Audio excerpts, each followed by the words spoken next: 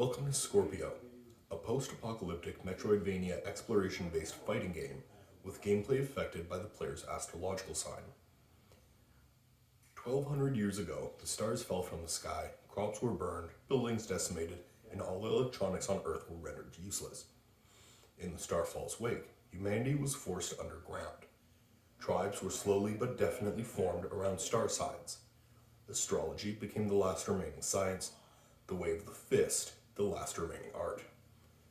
You play as Antiochus or Aspasia, an orphan relegated to the player's astrological clan after being abandoned by your parents of another sign. The clan is attacked and massacred as you escape. Knowing you will be shunned by the other clans, you must fight your way to the surface world. There, you might find a place for yourself once more, but you are pursued relentlessly from the shadows. Inspired by the Pokemon, Street Fighter, and Absolver games, players will explore vast, uncharted territories.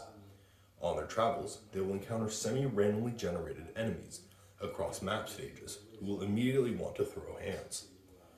Players will climb up and down the levels of a vertical world dug deeply into the crust of the earth, completing favors to collect consumable power-ups. Weapons, moves, and allies will help gain access to astrological territories, above or below. By customizing their own unique martial arts moveset and style, players can chain light and heavy attacks from every limb. Your hunters will follow you, however, so don't stay in one place for too long. Deviating from the central shaft around which the world is dug will allow for more exploration through unmapped tunnels and caves. Dig too deeply though, and you might not like what you find in what remains. Here is the paper prototype of my game.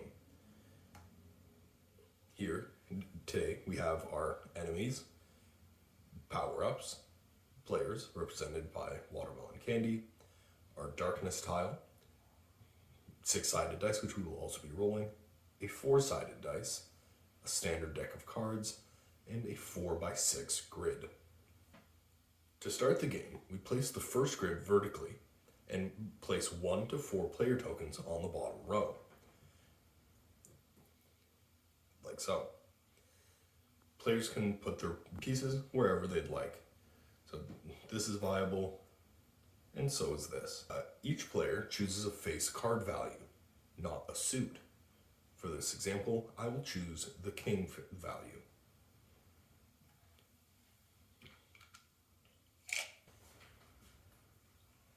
Once players have placed their tokens, roll a minimum of 3 6-sided dice. For this example, we have 3, 5, and 6. For each row, roll a 4-sided dice. And the dice roll, here's 3, will correspond to where on the grid you will place an item. There must be more enemies than power-ups. In this case, we will place an enemy.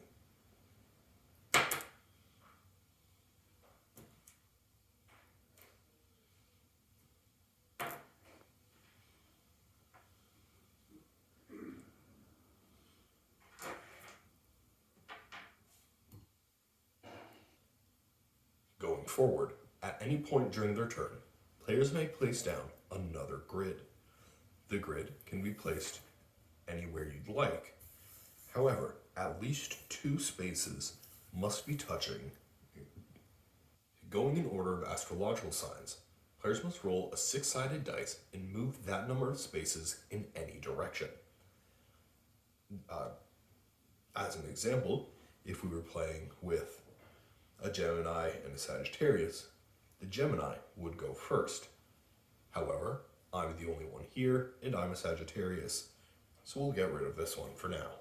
Once the player is ready to move, they roll their 6-sided dice. Here I've rolled 3. I will move 1,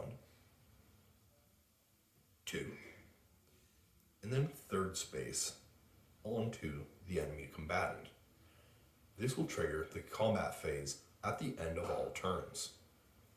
Any number of players can land on a space to assist each other during the combat phase. but once again, I'm the only one here. Once combat is initiated, the deck of cards is split into two. The combat phase plays out as a standard game of war, where the player draws a card and the enemy draws a card. In this instance, King is higher than 7, so the player takes it. This then repeats up to 2 more times for a best of 3.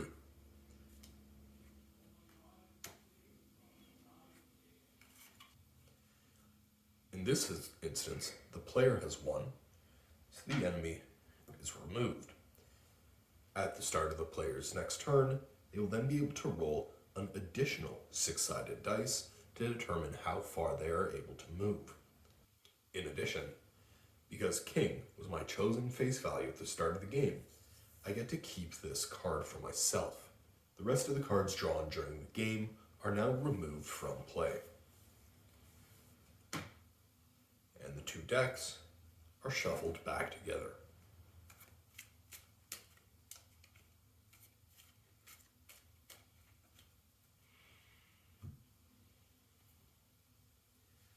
On the player's next turn, if while moving they pass over a power-up, they can then collect this power-up and add an additional 4-sided dice to their movement.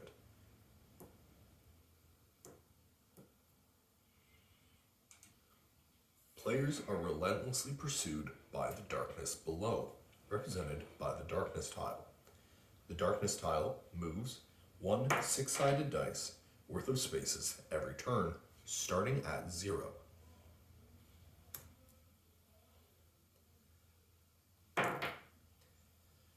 If a player is ever overtaken by darkness, then the player dies. They are no longer part of the game. The game is won when all living players have collected all 4 of their chosen face value. In this instance, they have returned to the surface and may now explore the world free of the shackles of their astrological sign.